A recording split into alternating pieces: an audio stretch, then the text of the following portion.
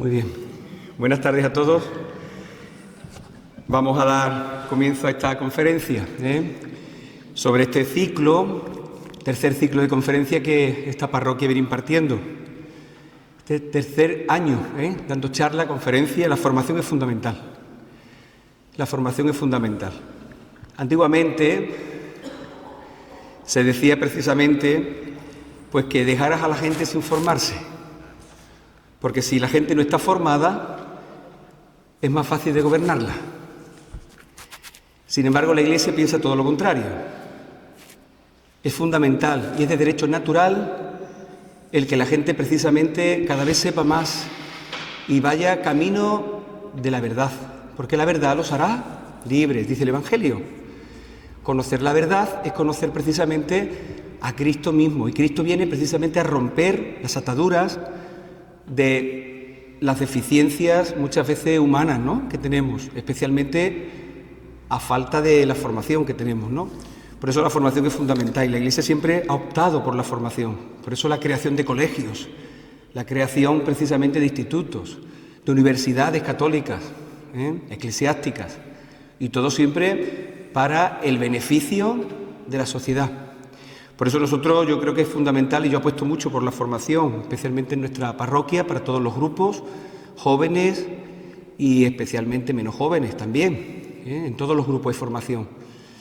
Y hoy vamos a tener esta formación especial en este ciclo, en este cuadro de conferencia que vamos a tener en torno al 60 aniversario de nuestra parroquia, de la constitución de este templo como parroquia diocesana. Y como bien sabéis, fue pues en ese año 1965, en septiembre, cuando pues este templo franciscano en sus orígenes, en honor precisamente a San Antonio de Padua, así fue constituido, pues ahora fuese elevado pues a una mayor gracia, que es precisamente ser madre, ser seno de nuevos cristianos, la parroquia donde la gente se bautiza y se hace cristiana, donde la gente comienza a conocer a Jesucristo, donde se alimenta de la Eucaristía diaria, donde la gente puede precisamente descansar en paz y desde aquí suben al cielo, en los momentos de las exequias. Es decir, una parroquia es un lugar muy especial porque es comunidad de comunidades. Por eso es la comunión especial de la Iglesia, se vive en la parroquia. Las hermandades, comunidades, todos un mismo cuerpo, un mismo sentir, bajo la mirada de Cristo, ¿no?, que está al frente. Por eso vamos a vivir precisamente esta conferencia como un don y una gracia para todos nosotros. Tenemos al ponente, Manuel Jesús, que bueno, pues nos va a hablar especialmente desde el propio seno de los orígenes de este templo. Pues todas las hermandades de nuestra parroquia, cada una tiene un origen especial. San Antonio nace precisamente en esta parroquia y hace muchos siglos, o varios siglos. Y precisamente, concretamente, los inicios es en honor a la advocación de San Antonio de Padua. Yo le dejo la palabra a nuestro ponente y que ciertamente yo estoy convencido que nos va a ayudar mucho con el deleite propio del transcurrir de los siglos, donde él ha estado ya profundizando y que nos va a ayudar especialmente a descubrir cuáles son, ¿no?, las raíces de este templo al cual nosotros le tenemos tanto cariño y ciertamente a quien tanto respetamos. Tuya es la palabra, hermano Jesús. Bueno, yo tengo que empezar diciendo que el mérito de esta charla no es mío. El mérito es de Cristian, que es el que verdaderamente ha sido el que ha estado investigando, pero no de ahora, no lo ha hecho para esto, sino que él lleva ya bastante tiempo interesándose por la historia de esta parroquia y también de la hermandad. Yo lo que voy a hacer va a ser un recorrido desde que se funda la primera ermita hasta hoy, que al final lo que voy a decir son datos, fechas, acontecimientos que claro, uno puede parecer un tostón, porque al final lo que hace uno es leer lo que tiene delante, ¿no? Bien, la devoción a San Antonio de Padua en Arcos es anterior a la construcción de la ermita. Concretamente, en el año 1478, Fernando Márquez, alcaide del castillo, fundaba una capellanía dedicada al culto de San Antonio de Padua en la iglesia parroquial de Santa María, en agradecimiento por haber salvado a un hijo suyo que quedó fuera de la muralla una noche que los musulmanes merodearon la ciudad. Atribuyeron el milagro al santo. Pudo ser el propio Fernando Márquez el que, guiado por devoción, convenciera a la duquesa que dejase su fundación con el mismo título anterior de San Antonio de Padua. Así, en todos los documentos se titulan franciscanos observantes del título de San Antonio. Bueno, a la duquesa a la que se refiere a Beatriz Pacheco, duquesa de Arco, esposa de Rodrigo Ponce de León, que es la que, digamos,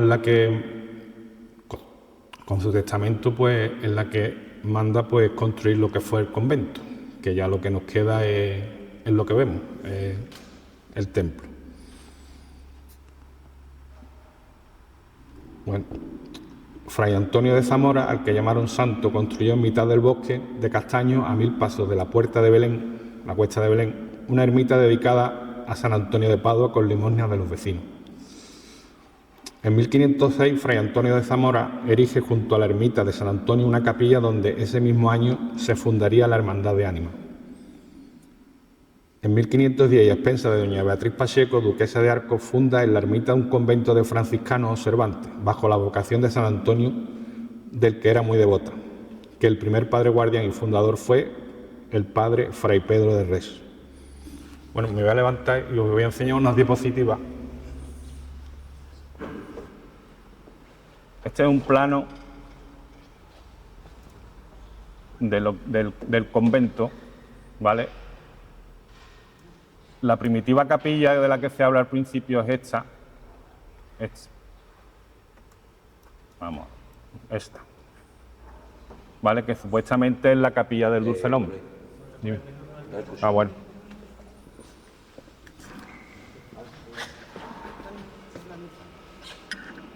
¿Qué?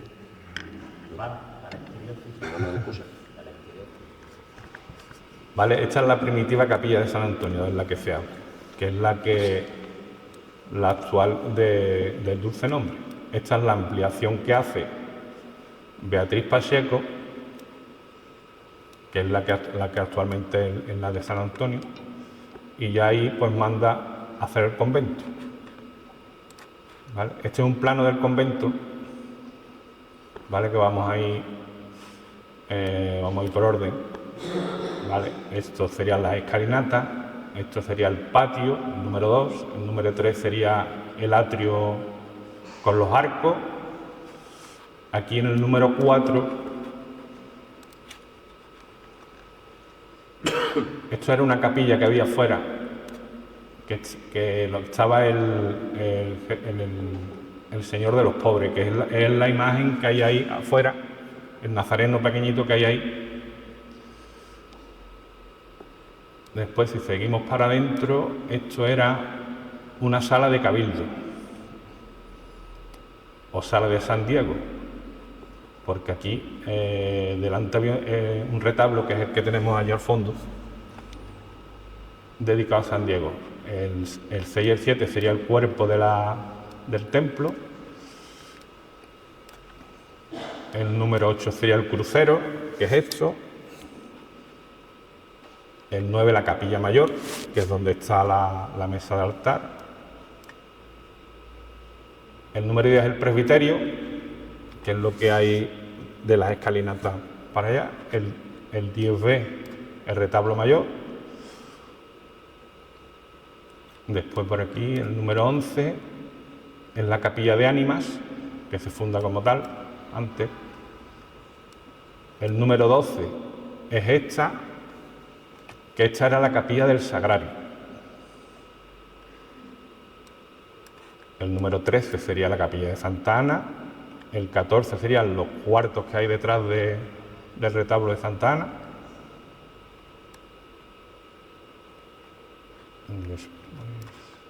El 15, que es la actual sacristía, que esto era un cuarto de tránsito que daba al cuerpo del campanario, daba a las tumbas.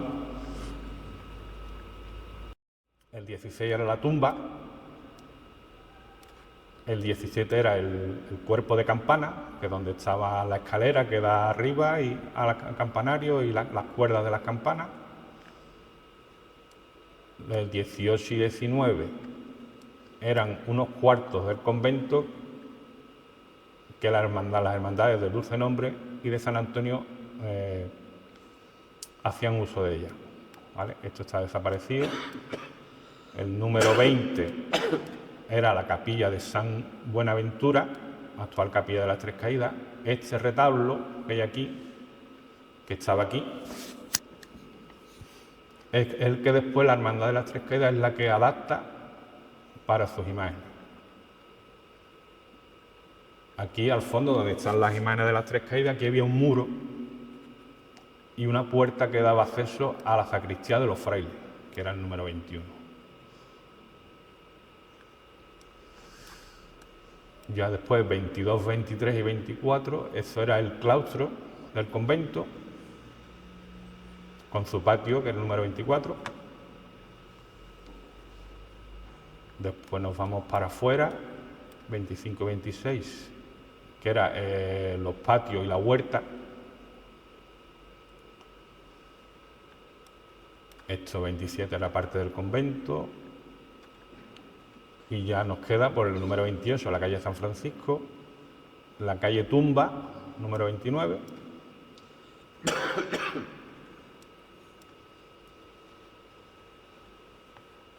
Y ya después aquí, donde está el púlpito, arriba había un cuarto de meditación para los frailes.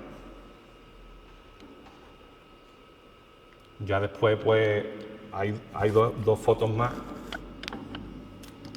que sería una de cuando ocurrió el hundimiento, que afectó a varias zonas, y ya después otro que es, digamos, actualmente lo que es el templo. Vale, vamos a ir para allá. En 1520, Domingo Muñoz Tardío y su esposa Catalina de Cuenca fundan una capellanía para la Hermandad de Pasión de Jesucristo.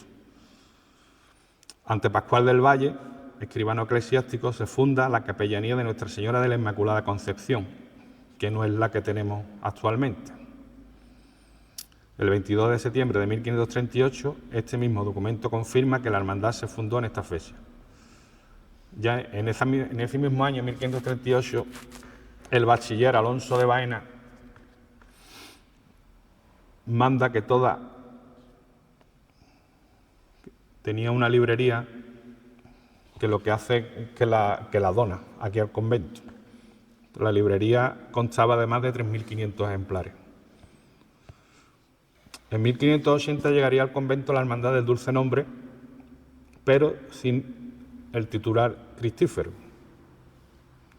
No es que se fundara en esa fecha, la hermandad se fundó en 1541, pero se fundó en la parroquia de San Pedro.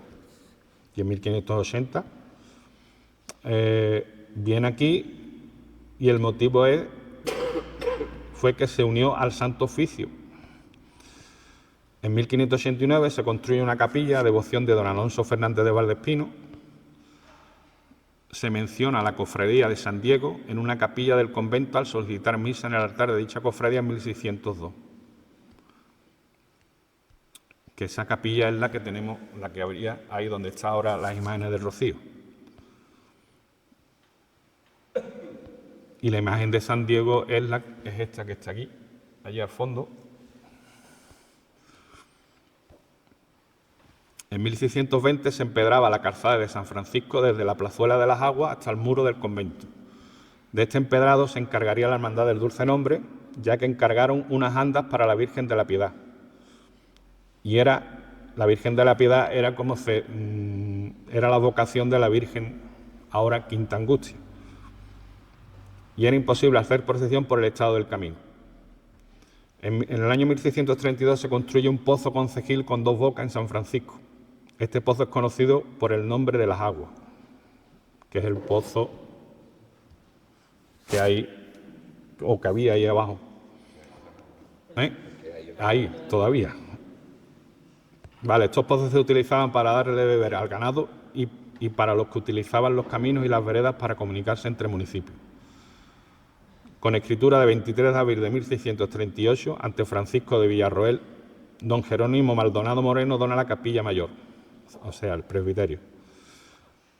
El 23 de mayo de 1651 se funda la Hermandad del Glorioso San Antonio de Padua, estableciendo su salida el miércoles santo a las 4 de la tarde.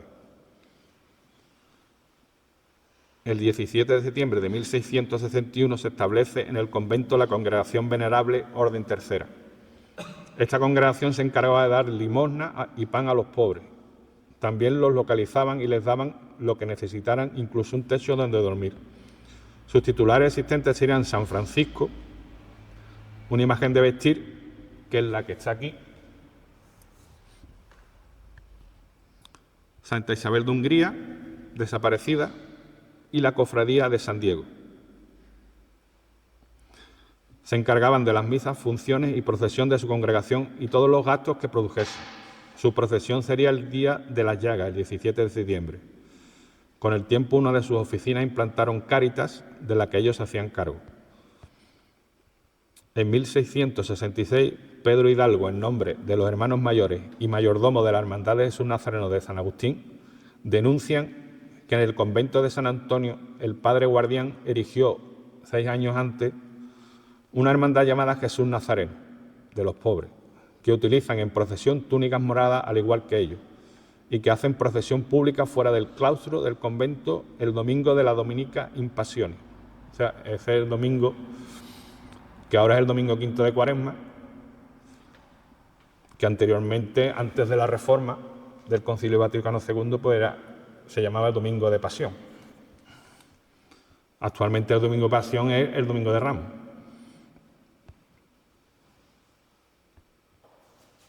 Por lo que esta hermandad, la del Nazareno de San Agustín, pide que se prohíba su procesión fuera del claustro e incluso se pide que se extinga la hermandad, ya que no puede haber dos con la misma vocación en la misma ciudad.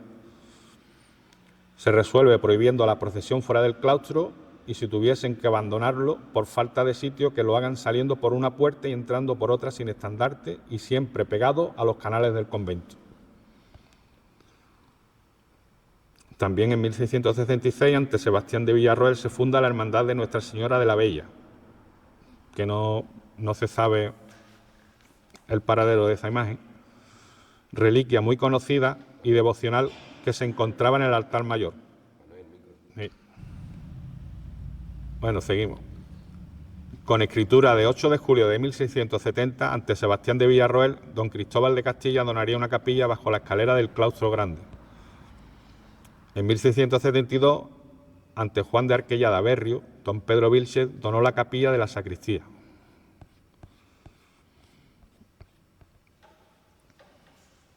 En el año 1686, y por bula del Papa Inocencio XI, el 16 de octubre de dicho año el convento fue elevado a Colegio de Propaganda Fide para predicar en las Indias.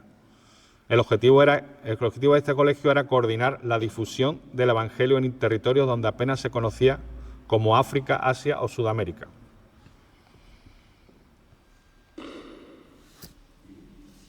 Aquí voy a hacer una preguntita. Cuando he dicho el Papa Inocencio XI, ¿qué es correcto? ¿Decir Inocencio XI o Inocencio XI?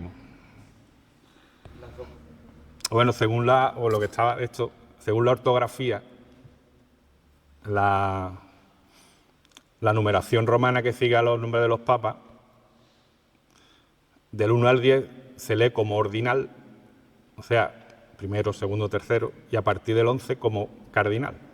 O sea que lo correcto, digamos, sería Inocencio XI, igual que ahora el León XIV.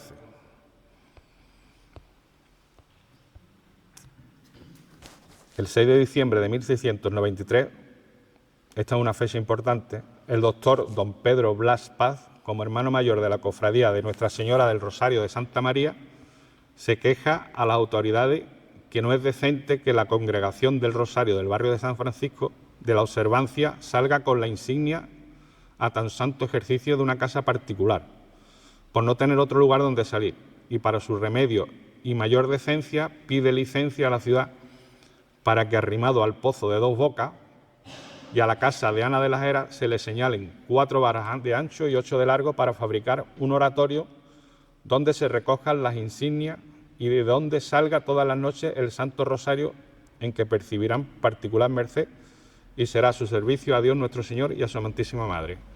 Esto es la actual Capilla de las Aguas, ese oratorio. La ciudad le concedería la licencia y así se construiría la ermita de las Aguas, que en su inicio sería la del Rosario de Ánimas. La Virgen de las Aguas llevaba el cetro de patrona de la ciudad junto con la de Rosario de Santa María y la de San Pedro, representando las tres su patronazgo en arco. Ya sabemos que la vocación de Rosario fue patrona hasta 1737, hasta que se pasó a ser copatrona con la Virgen de las Nieves. Entonces, en representación de cada feligresía, pues había una patrona. En este caso, la feligresía de aquí, pues la patrona era la Virgen de las Aguas. Con el acto de elevación a colegio hicieron saber a la autoridad civil de la época que se negaban a asistir a procesiones a más de 1000 pasos del convento en 1697, algo que no consiguieron, ya que al año siguiente el ayuntamiento les volvió a pedir que asistieran. Se cruzaron escritos entre ambas partes hasta el año 1753, que consiguieron que el nuncio, en un breve de su santidad Benedicto XIV, les eximía de asistir a dichas procesiones, lo cual desembocó que desde ese año pudieran, aparte de decidir su asistencia a las procesiones, procesionar públicamente en el barrio de San Francisco fuera del claustro. El 22 de junio de 1708, la Venerable Orden Tercera, cita en el convento de San Antonio, denuncia e inicia un pleito contra la Hermandad del Santísimo Sacramento de afuera. Pudiera ser la Hermandad Sacramental de Santa María, por la precedencia en procesiones, actos y entierros. La Venerable Orden Tercera presenta como prueba de antigüedad las reglas de su orden. Por su parte, la Hermandad del Santísimo Sacramento presentó que dichas hermandades sacramentales proceden de la Archicofradía Sacramental de Santa María Sopra Minerva de Roma. La archicofradía esta es una archicofradía sacramental que estaba en Roma, que se funda en una de las basílicas menores de Roma, en la de Santa María Sopra Minerva, que se llama así porque estaba construida sobre un templo dedicado a la diosa Minerva. La diosa Minerva en la mitología romana era la diosa de la sabiduría.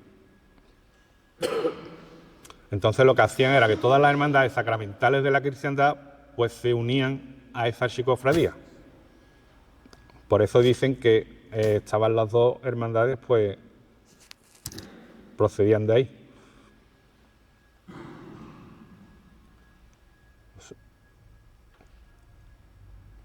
Se funda la Hermandad Sacramental en 1583 y las demás estaban llamadas a unirse. La Hermandad del Santísimo resulta ser miembro de la Minerva de Roma y su fundación más antigua que la creación y fundación de la Venerable Orden Tercera. Según ello, la Cofradía Sacramental de afuera fue fundada a finales de mayo o principios de junio de 1632, es decir, 31 años antes de la que fuera creada la Venerable Orden Tercera. El fallo fue a favor de la Hermandad Sacramental, aunque la Venerable Orden Tercera recurriría con escritos durante 2 años, llegando a la sentencia definitiva el 21 de octubre de 1710 a favor de la Venerable Orden Tercera, excepto en procesiones y festividades del Santísimo Sacramento, que sí presidirían ello. Todas las hermandades que pertenecían a la archicofradía de Minerva tenían que hacer procesión los terceros, creo que eran los terceros martes de cada mes.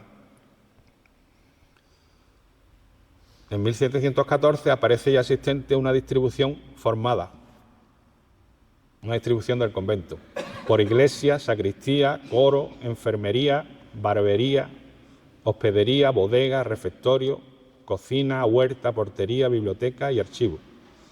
Además de un altar en la portería de Jesús Nazareno de los Pobres con túnica de felpa morada, niño en silla, cuadro de la Concepción, cuadro del Ecce Homo pintado por delante y detrás, mostrando la espalda dolorida, que que este cuadro de Cemos es posible que sea este que tenemos aquí, en la capilla de San Antonio.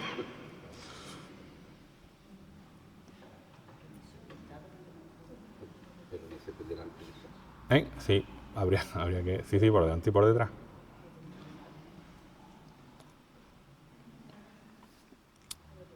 Diadema, un cirio para San Antonio formado por esmeralda, bronce y hierro, que custodia al mayordomo de la cofradía, 2 diademas de San Francisco y 19 altares.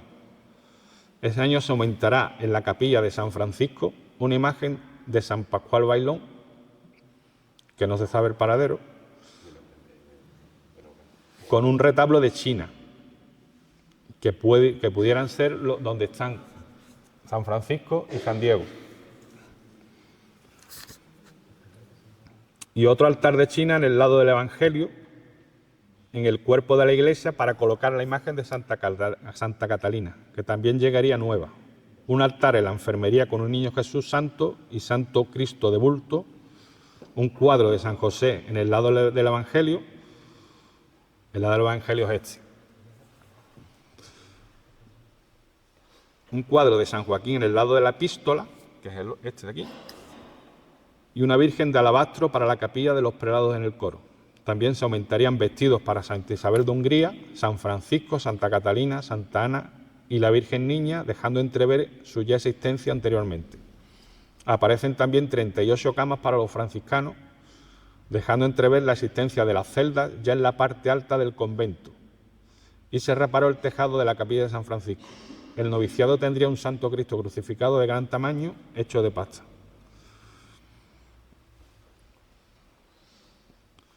En el año 1717 aparece ya existente los 19 altares mencionados, 5 mangas con cruz de plata, un guión y un palio encarnado con 6 varas de madera.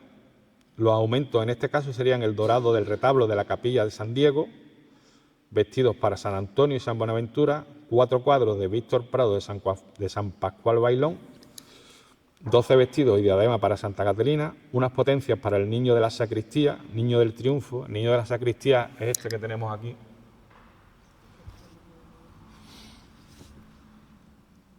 Cinco banquetas en la biblioteca para que la gente se siente junto a los franciscanos durante las conferencias. Se fundió la campana grande, se hizo un techo en la caballería y se haría el retablo de San Francisco. Los arreglos consistieron en el tejado de la biblioteca, la puerta de la hospedería y 2 norias de la huerta.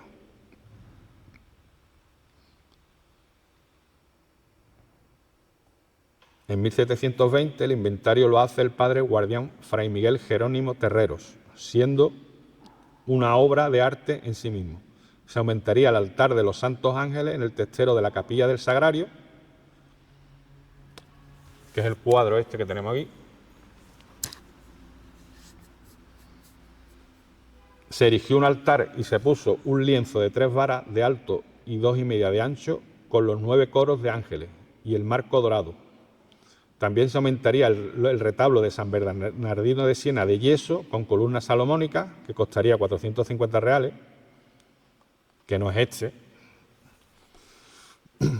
A este retablo se le aumentaría la imagen de San Bernardino de Siena de bulto con peana de madera tallada, que costaría 270 reales.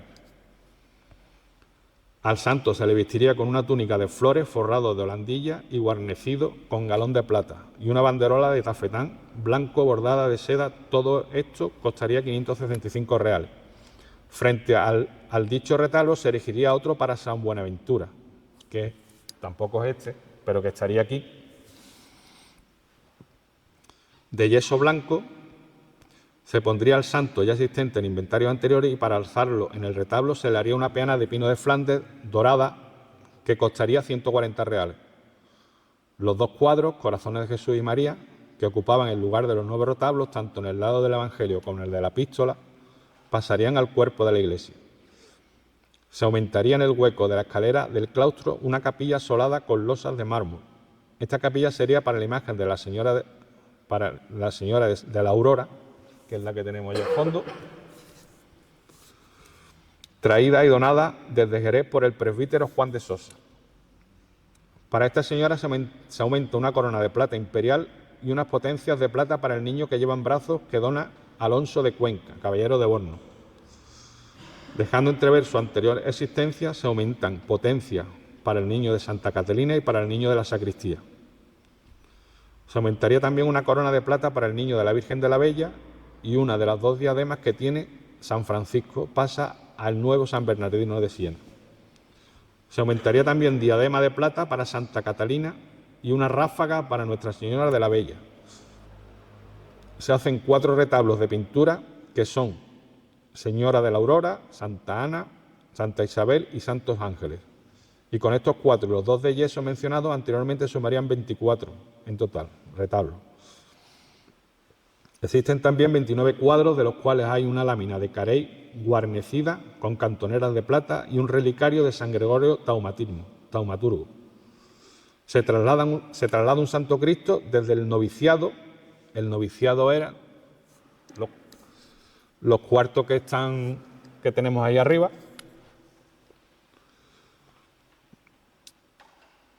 Esto se traslada desde el noviciado al refectorio, y a espaldas del refectorio se levanta una pared para formar la oficina del Padre Guardián.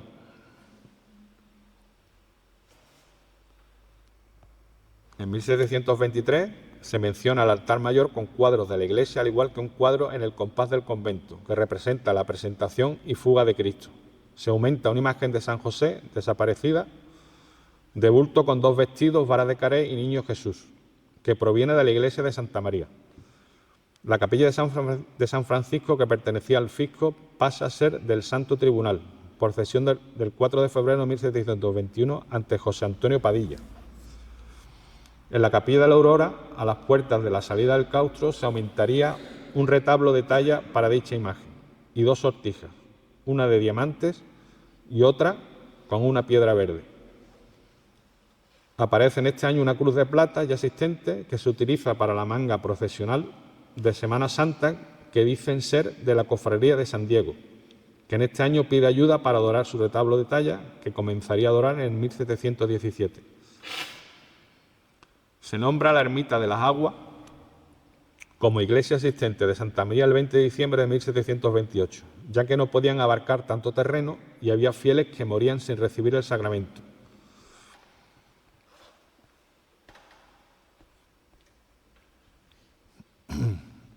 Se funda en el convento la Congregación de Cristo, Nuestro Señor Coronado de Espinas, y de su madre la Virgen María Nuestra Señora de la Esperanza, imágenes desaparecidas, y Celo de la Salvación de las Almas en 1731.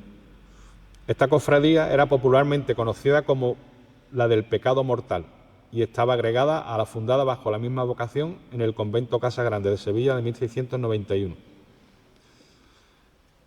En 1735 modificarían al Señor de la Piedad, que es el Cristo de las Penas de la Hermandad del Dulce Nombre, y lo articularían para hacer el descendimiento de Cristo en la plaza del Ayuntamiento. Para esto también las hermandades cambiaron los San Juan Evangelistas, que el cambio fue con la Hermandad del Perdón, que era la que hasta esa fecha hacía el descendimiento. El 10 de abril de 1740, Pedro Romero Portillo llega a un acuerdo con don José Isidro Cazalla, presbítero y mayordomo de la fábrica de la iglesia de Santa María, por la venta de una casa contigua a la ermita de las Aguas, que es la casa que está agregada a la capilla. La petición de compra de la casa sería hecha en 1731 para ampliar el crucero y un cuarto para los curas, y finalmente se escrituró el 26 de agosto de 1741. Se pierden los inventarios y saltamos hasta 1745, en el cual se aumentaría la vía sacra o vía crucis, compuesta por 14 estaciones de estampas finas y grandes con molduras de maque, cristales y cruz, que cuesta 300 reales y lo dona el hermano José Timón. Se aumenta igualmente otra vía sacra más pequeña para el claustro alto y se pinta la escalera principal. Se aumenta un cuadro de la Purísima, que es el cuadro este de aquí en medio,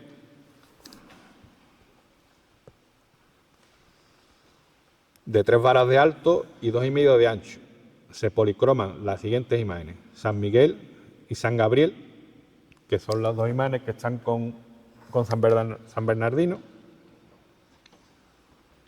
Jesús venciendo al demonio en forma de serpiente, que es el niño del triunfo, San Juan Capistrano y San Bernardino de Siena. Se restaura a la Señora del Coro hecha de alabastro, se aumentan 2 repisas para colocar 2 imágenes, la Concepción y Virgo Potens, que costaría 90 reales y pagaría el hermano José Timón. Se dorarían las andas de esta Virgen, que esas andas son la peana que tenemos aquí, que normalmente es donde está el Cristo. La peana esta que también que procesiona muchas veces con la Virgen, antes de tener la de plata. Se aumentaría también una peluquita y una mantilla de seda bordada en oro para la Virgen Niña. Se aumentarían una efigie de San Juan Bautista y 3 cuadros, uno de San Antonio y San Francisco, con marco de oro, que se pondrían en el refectorio, y otro de Nuestra Señora del Cariño. En este año se derribarían los retablos de yeso de San Buenaventura y San Bernardino de Siena y se iniciarían los nuevos retablos de madera de talla, que costarían 2.000 reales cada uno, que son los actuales.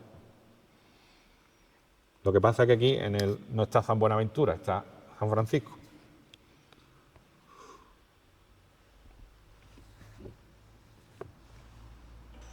En el inventario de 1746 aparecen existentes 22 imágenes, 7 de vestir y el resto de talla, que serían 4 niños de la Bella, Virgen de la Aurora, 2 San José, ambos en la capilla del Sagrario, Santa Catalina de Bolonia, 2 San Francisco, uno en la capilla de San Antonio y otro en la capilla de la Aurora, Santo Domingo, San Pascual Bailón, San Antonio, San Buenaventura, San Bernardino de Siena, Santa Clara, Santa Ana, la Virgen Niña, Santa Lucía, San Blas, San Diego, Santa Isabel de Hungría, Nuestra Señora de la Bella y San Miguel, San Rafael y Santa Águeda y Santa Bárbara, que son estas dos que tenemos aquí.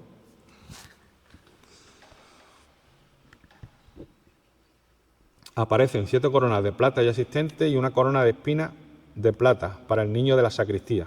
8 diademas pertenecientes a San Francisco, San Pascual Bailón, San José, San Antonio, Santa Catalina, Santa Ana, San Diego y San Francisco. Este inventario se aumenta con un pectoral de plata para San Buenaventura con 5 piedras blancas que donó don Miguel de Espinosa. Un corazón de plata que tiene en las manos el niño de la Virgen de la Aurora, 2 plumas de plata, una para Santa Ana y otra para San Buenaventura. Se aumenta también 2 parihuelas doradas, una para San José y otra para la Virgen de la Aurora, 3 cuadros, uno de la Virgen de la Soledad, otro de San Pascual Bailón y otro de don Benito Patriarca. Aparecen 9 estolas negras sueltas y ternos negros para la comunidad para la asistencia a la procesión del Santo Entierro del Viernes Santo. Aparecen 2 relicarios, uno de Santa Clemencia, mártir, y otro de San Francisco. Y como curiosidad, aparece el título del niño que tiene uno de los San José y es el de los Amores, que es el niño proveniente de Santa María. Y el hermano José Timón hace de su propia mano 3 cuadros que son de la Concepción, los Dolores y la Verónica. En el inventario de 1748 se cambió la solería de los 4 ángulos del claustro y hospedería, se aumenta un cuadro de la Inmaculada Concepción con marco de China, que es la que tenemos allá al fondo, cuando entra el cuadro de la Inmaculada que hay allí. Y aparece la carpintería y en ella un gasto para poner una puerta de pino Flandes en la nueva oficina de Cáritas. En 1751 se dora el retablo de San Buenaventura, costando 1.450 reales. Se compra un hábito bordado en oro para San Bernardino y se aumentan 2 ángeles lampareros para el altar mayor, que son los 2 que tenemos allá atrás.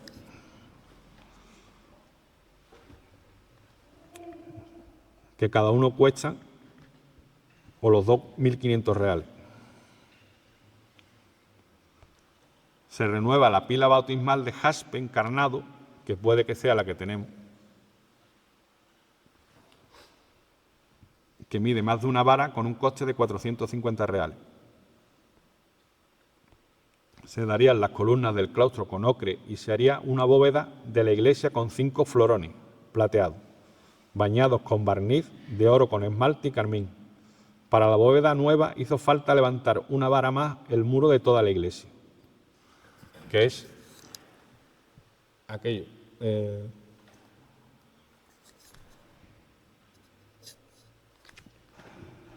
Y los 5 florones pues son los 5 que veis ahí en el techo.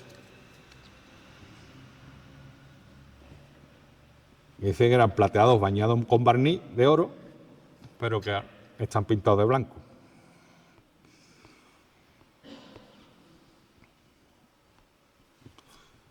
También se aumenta un cuadro para el noviciado de Nuestra Señora del Silencio con marco dorado. Se aumentan 2 tabernáculos del Sagrado Corazón de Jesús y de María, que son los que están al lado del ceomo. Y se añaden 2 cuadros con su marco de San Juan Nepomuceno y otro de San Benito de Palermo, que son aquel y este. San Juan de Nepomuceno y San Benito de Palermo.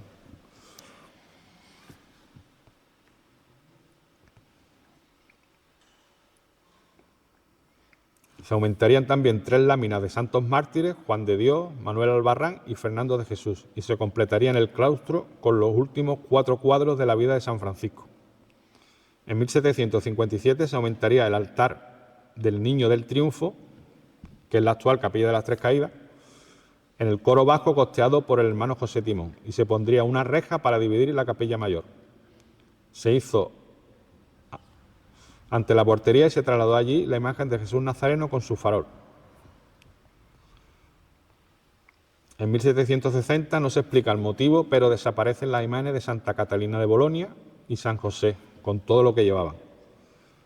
El niño de los amores de San José no desaparece y es reconvertido en San Juan Bautista Niño. Ante la desaparición de San José se encarga otro de talla de Nápoles con su niño y se le hace en la capilla del Sagrario un retablo, camarín y panteón bajo el camarín, que es el actual camarín del Señor atado a la columna.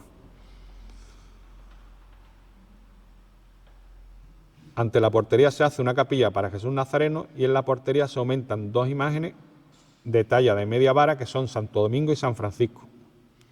En ese año, se aumenta una de las obras de arte que ha llegado hasta nuestros días y es la vía sacra de azulejo sevillano que hiciera el mismo autor de la azulejería de la iglesia de San Juan de Dios de Granada, que es la que vemos.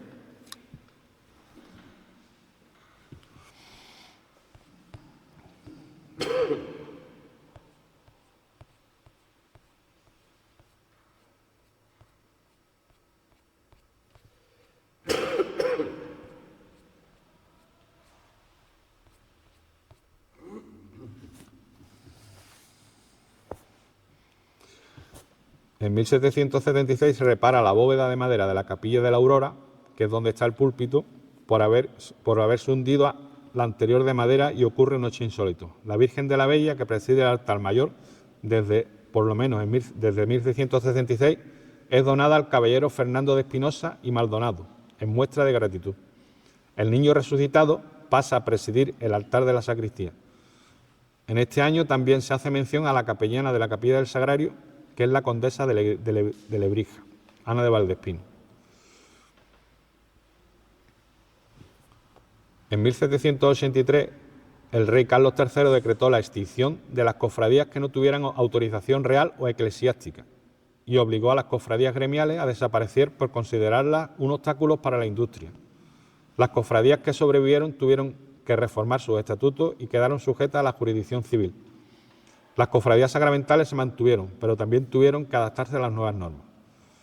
En el 1783, la Hermandad de la Soledad, que llevaba desde 1575 haciendo la procesión del resucitado, dejaría de hacerlo recayendo esto en la Hermandad del Dulce Nombre. ¿Ya no se escucha? ¿Eh?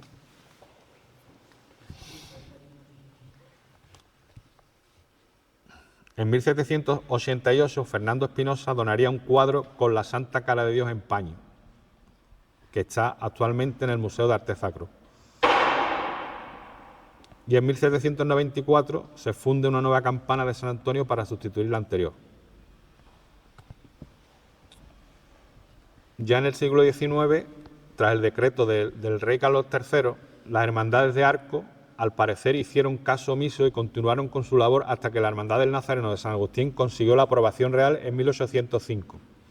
Al año siguiente, estos presentarían una denuncia al Palacio Arzobispal, diciendo que en el año anterior, en la procesión del Corpus Christi, las hermandades del Dulce Nombre, Concepción, Veracruz, junto con otras, precedieron a dicha hermandad cuando ninguna tenía real provisión. Esta hermandad le hizo saber que ellos tenían que presidir por ser la única que tenía aprobación real, y el resto, junto con la de San Antonio, les entorpecían el paso buscando el escándalo. Esta hermandad pide la extinción de las anteriores dichas hasta conseguir la real provisión. Se cruzarían más cartas hasta que en el Palacio Arzobispal pidió al alcalde don Cristóbal Talens de la Riva un informe del estado de todas las hermandades. El informe fue demoledor, quedando todas extinguidas excepto Jesús Nazareno.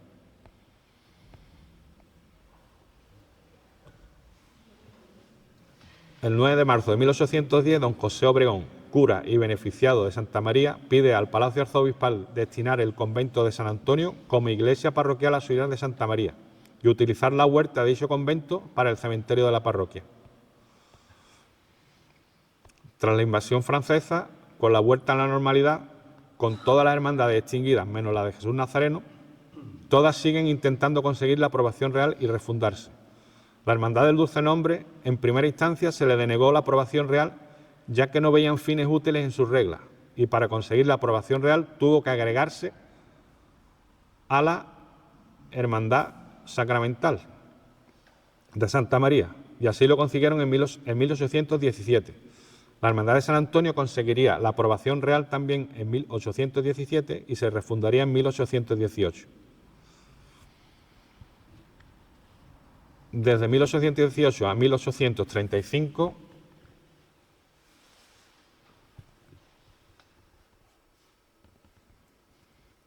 se recogen los siguientes gastos e ingresos en el convento.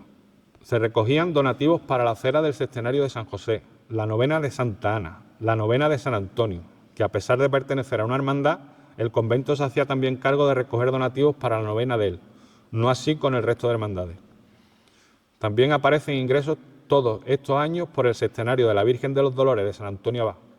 Se escriben también recibimientos de donativos de los púlpitos de distintas poblaciones, como El Bosque, Algatosín, Jubrique, Algar, Benaucá y Villalengua del Rosario. Aparecerían gastos de, por ejemplo, el porte de un cáliz desde las Indias hasta Cádiz, demostrando que comerciaban alhajas desde las Indias, aparte de otras cosas. También aparecen gastos para pagar la música y portadores en la procesión de San Francisco, música y portadores para los pasos en el corpus, que serían los de la custodia de San Francisco y la Virgen de la Aurora. Un gasto curioso que aparece siempre a partir de noviembre es nieve para el jubileo. En 1822, en concreto, también se registra el gasto de dar óleo a ciertas partes del retablo de San Bernardino de Siena. En 1829 se doraría el retablo de Jesús de los Pobres y el retablo de Ánimas.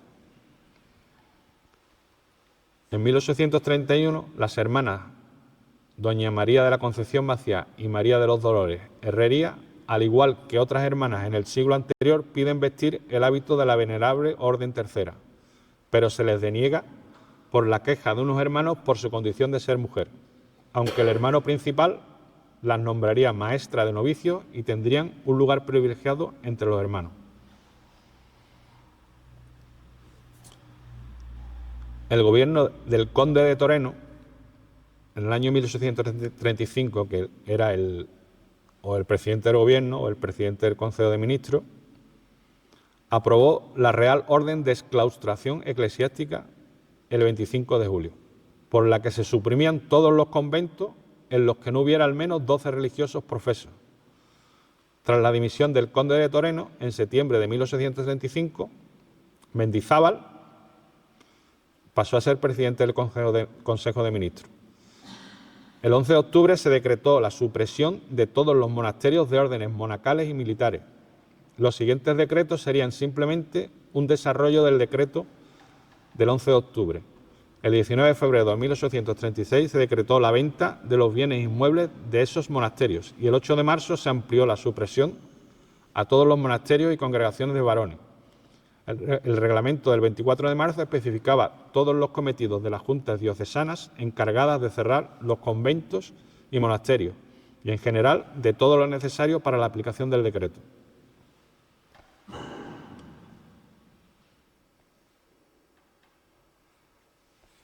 Ya después de todo eso, la iglesia se describe de esta manera. Capilla mayor con altar de pintura al óleo y en el camarín está colocada con andas fijas la Virgen de la Aurora de Talla. Capilla mayor colateral derecho, altar dorado de talla dedicada a San Buenaventura, efigie de vestir, que es donde está San Francisco.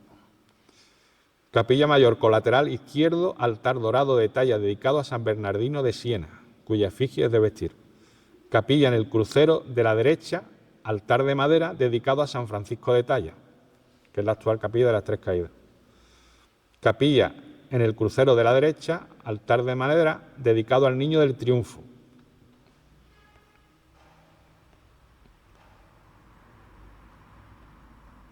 Capilla en el crucero izquierdo, retablo de yeso de colores dedicado a Nuestra Señora de la Concepción de Talla. Capilla en el crucero izquierdo, nicho dorado en la pared donde está San José de Talla. Capilla dedicada a la Hermandad de San Antonio con su altar con las imágenes de Nuestro Señor de la Columna, Nuestra Señora, San Juan Evangelista, San Antonio y Santa Isabel. Capilla llamada de las Ánimas con un altar de talla que figura el Purgatorio. Capilla llamada de las Ánimas con un altar de madera dorado con las efigies de Nuestro Señor crucificado, Nuestra Señora, San Juan Evangelista y un niño Jesús. Una capilla llamada del Sagrario con un altar con Santa Ana de vestir y a un lado una efigie pequeña de María Santísima. Un altar dedicado a la Sagrada Familia cuyas efigies son de vestir. Dos efigies de Niño Jesús y San Juan Bautista chiquitito. Coro con sillería alta y baja fijas, un facistol, un órgano y 4 cuadros de pintura. Sacristía, una custodia de plata sobredorada con peso de 1 libra, 7 cuadros de pintura, una urna de madera con la imagen de Nuestra Señora. Portería, junto a la portería hay una capilla conocida con el nombre de Jesús de los Pobres, cuya puerta de entrada es por el postigo de la iglesia, da vista a la calle por una gran reja cubierta con una puerta. Se encuentra dentro de un retablo con camarín donde está la imagen de Jesús Nazareno de los Pobres. Junto a esta hay otra habitación que es llamada Capilla de los Dolores, donde se encuentra el monumento y un féretro para los enterramientos de la Hermandad de San Antonio. En los nichos a ambos lados de la puerta de la iglesia se encuentra un eceomo de lámina negra y en el otro lado una lámina de Nuestra Señora grabado en negro, ambos con rejas y puertas. En el tránsito de San Diego se divide en 3 habitaciones. En una, que es de la Venerable Orden Tercera, se encuentran las imágenes de 2 San Francisco, 2 cuadros con marcos dorados y una mesa y una calavera. En la segunda habitación, que también sirve para la Venerable Orden Tercera, tiene un féretro pintado con su paño para su enterramiento. El 22 de abril de 1850, la Venerable Orden Tercera, tras la exclaustración del convento de franciscanos observantes, se establecen en la sacristía del convento de la Encarnación, que es donde está el Museo de Arte Sacro. Con la Junta Revolucionaria de 1868 y el exilio de Isabel II, la reina, las nuevas autoridades de la ciudad incorporaron la calzada del atrio del convento, que para eso se derribó la cerca que lo protegía. En 1884, el sacerdote don Joaquín Laduz, encargado del exconvento de San Francisco, reclamó al ayuntamiento el espacio que había servido de atrio para construir un jardín encima de lo que hoy son los cuartos de las hermandades y que antes del derribo de la cerca era una empinada escalinata que formaba uno de los 2 accesos a la iglesia. En 1899 el periódico El Alcobricense haría un artículo sobre el nombre de la calle Cucarro y el por qué se llamaba así. Esto se llamaba así porque antes la familia, los hijos, pues siempre al menor siempre se le dejaba el oficio del padre y al mayor al mayor iba para el ejército y el segundo pues iba para cura. Entonces, claro,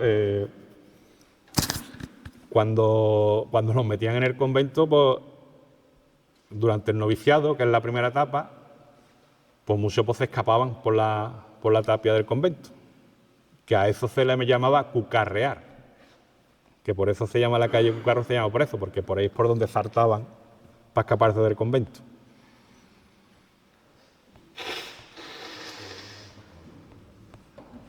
Y ya en el siglo XX, en el año 1920, el párroco asignado pide permiso de obras para asolar la capilla de San Francisco, la capilla de las Tres Caídas, y el altar mayor. Avisa también del lamentable estado de la bóveda de la capilla de San Francisco y la sacristía. Se le concedió el dinero y el permiso para la solería. En 1927 se suprimiría el descendimiento de Cristo, saliendo este paso en forma de piedad con el Señor en los brazos de su madre, velado y con potencia. Que esta imagen la hemos visto, la Hermandad del Dulce Nombre, yo no sé el año pasado, pero estos años atrás lo hemos podido contemplar, no en la calle, pero aquí sí, el Cristo velado y con potencia. El 20 de marzo de 1940 se funda la Hermandad de Nuestro Padre Jesús de las Tres Caídas, para ello cogiendo una imagen de Cristo con cruz a cuesta, que estaba en el retablo mayor encima del cuadro de San Antonio, denominado el Cristo de la Inquisición, allí arriba.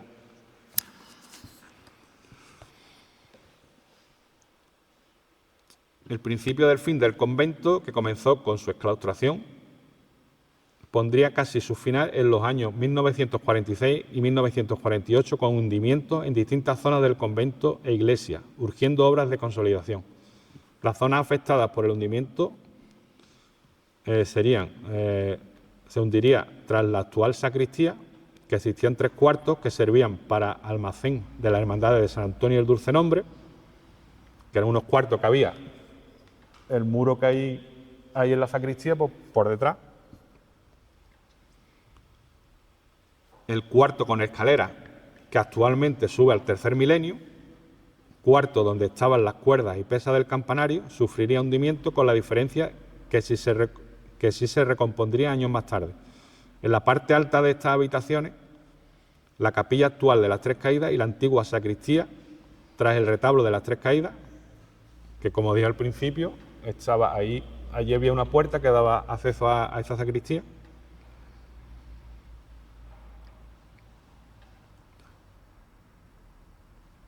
Se derrumbarían excepto las habitaciones encima de la capilla.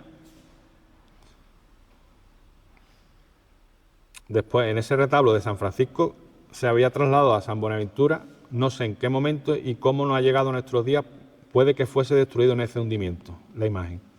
En el muro del Evangelio, donde hoy están los retablos de pintura y el púlpito, que es el muro este, la escalera del claustro grande que unía el tránsito del coro también fue destruida, no volviendo a recuperarse. Por último, en este año sufrirían grietas y filtraciones en las cubiertas y fachadas de la capilla del Sagrario y camarín de San José, donde hoy se encuentra Nuestro Señor atado a la columna, arreglándose esta parte en años posteriores. En 1948 terminaría de destruirse la antigua sacristía y el resto del tránsito del coro, no recuperándose nada hasta hoy. Las reparaciones que se harían serían las siguientes. Se arreglaría todo el muro del Evangelio y reforzándolo, así quitando el púlpito. La antigua capilla de la Aurora. Se levantaría un muro entre la capilla de San Francisco y la sacristía, para evitar la intemperie, y dejando la sacristía destruida. Se tabicaría también la entrada y muro que unía el claustro grande y la capilla de San Francisco. Para estas reparaciones, el padre Antonio Villalobos de Santa María reuniría a las hermandades de San Antonio, Dulce Nombre y Tres Caídas y les pediría colaboración para las obras. O sea que ya en aquella época ya los curas pedían colaboración a las hermandades. Esto no es nuevo de ahora.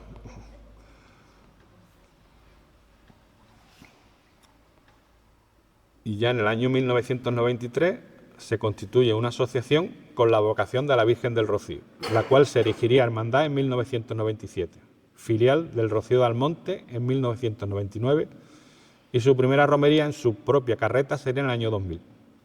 Esta hermandad se asentaría en el antiguo retablo que sirvió para la Venerable Orden Tercera y para la Hermandad de San Antonio.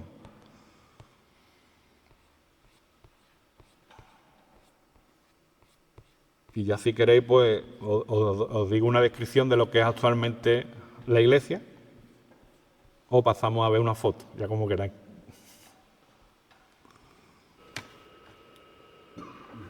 Bueno, esto es un plano de cuando de los hundimientos. Lo que está rayado es lo que se hundió y no se ha recuperado, como fueron las habitaciones que había aquí, encima de la capilla de las Tres Caídas, el muro medianero que dividía a lo que era la capilla de las Tres Caídas con la sacristía, con las habitaciones también, y esto también, el muro del Evangelio quedó también muy afectado.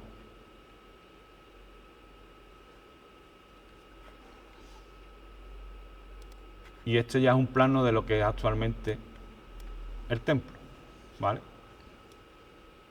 Por ejemplo, aquí lo que era el tránsito de San Diego, esto ya, lo que es el claustro, esto ya es lo que hoy es el colegio.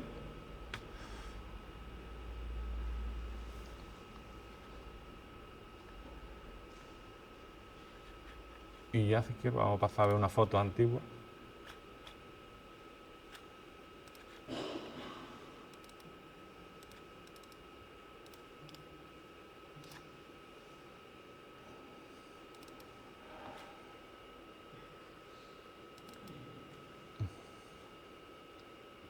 La Virgen de la Aurora. Este es el Niño del Triunfo, o Niño de la Sacristía.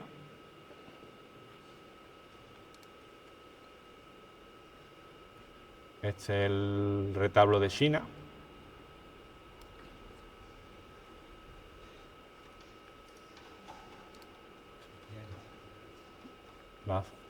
Los azulejos de la Vía Sacra.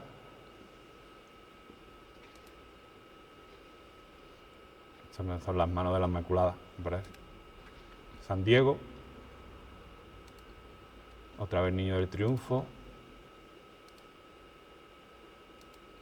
Santa Ana. La Inmaculada.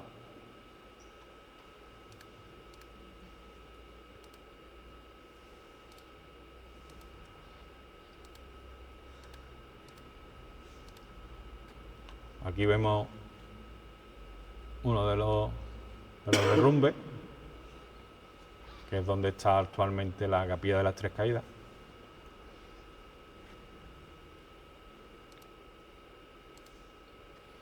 Este era el retablo de San Buenaventura,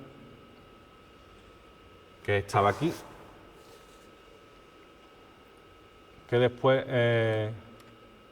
se adapta para coger las imágenes de la Hermandad de las Tres Caídas. A ver, aquí se ve. A ver.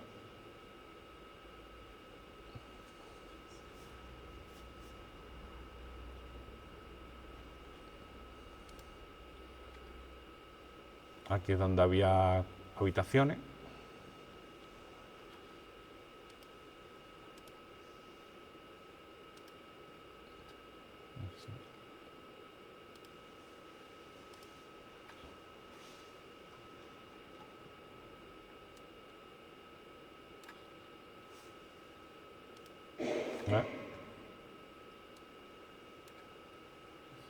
Estas son las...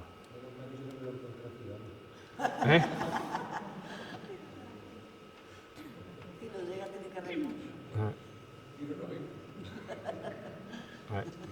Esto estaba encima de ahí de...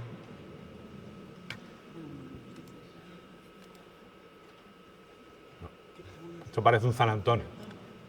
¿Veis?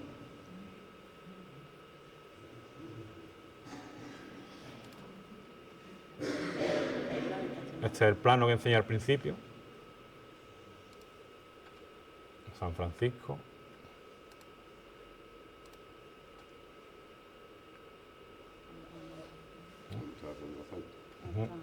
Claro.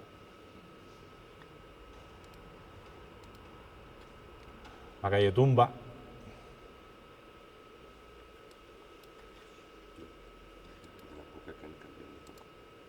Mira, este es el atrio. Pues aquí había una puerta que daba al tránsito de San Diego, a la sala de Cabildo.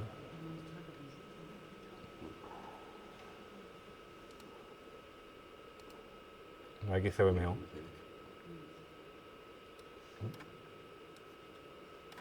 ¿Ves la puerta?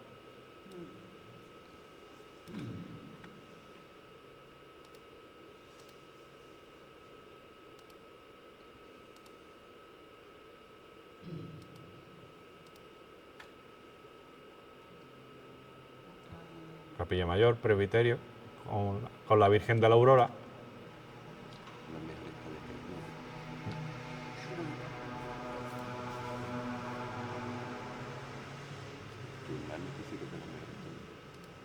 Y esta es otra foto, pero con San Francisco.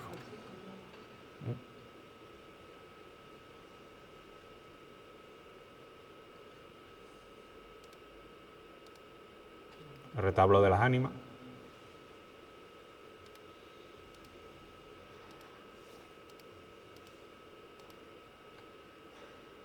Esto parece ser una mesa preparada para un Jueves Santo.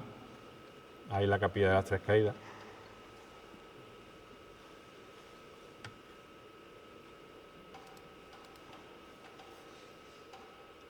Aquí vemos a San Francisco, el Niño del Triunfo y San Diego.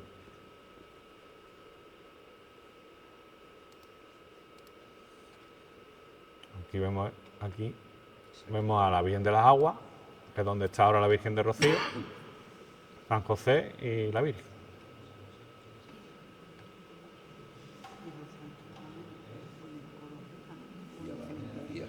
A ver.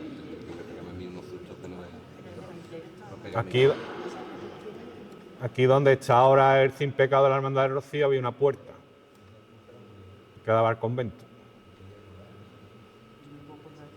No. Esa puerta no puedo. Porque eso es la sala ya. Y nada más. Y nada menos. Yo creo que ya está bien la cosa, ¿eh?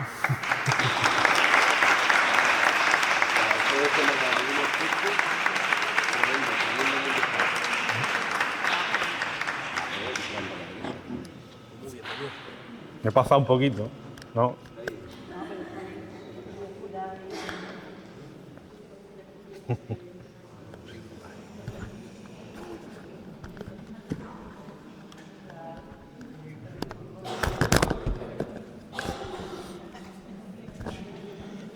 Todo se queda.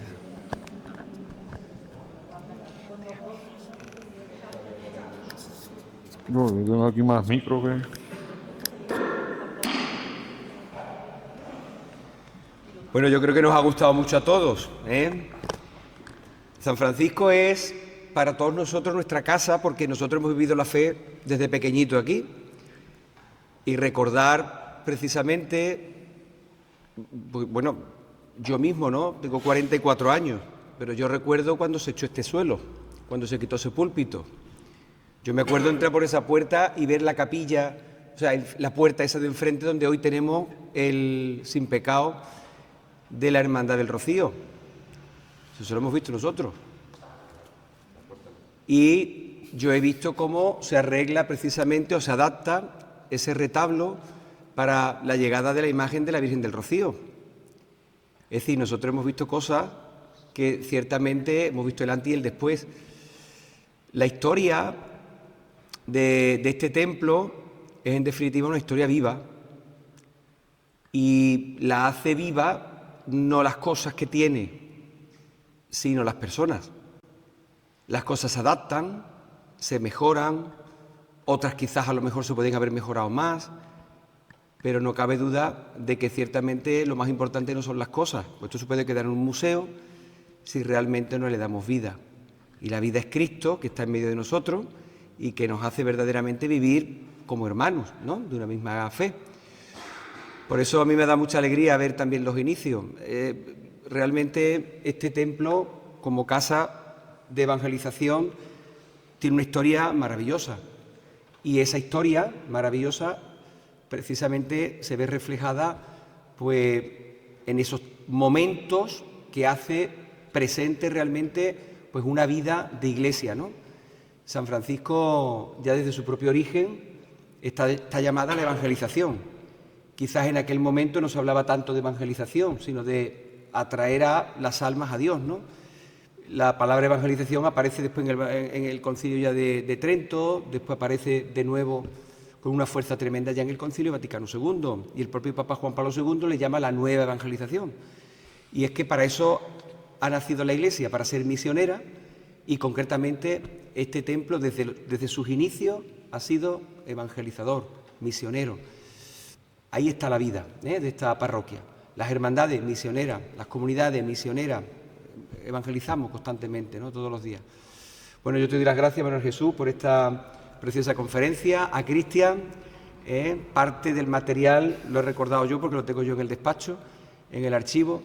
Otra parte has ido al obispado a sacarlo, que hay allí mucho material, gracias a Dios, y otro mucho que se ha quedado todavía sin descubrir, ¿no? Y sin trabajar.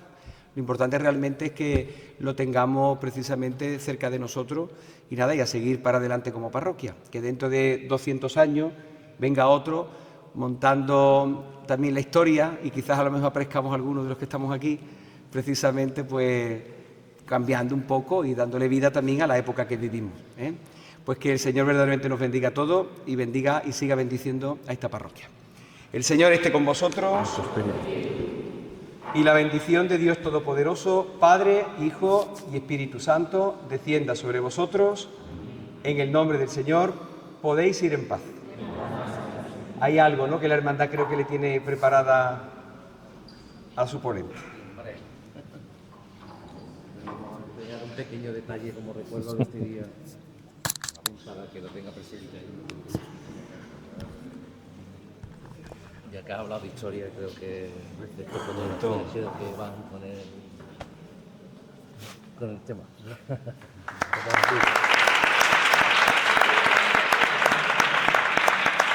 gracias, Enhorabuena.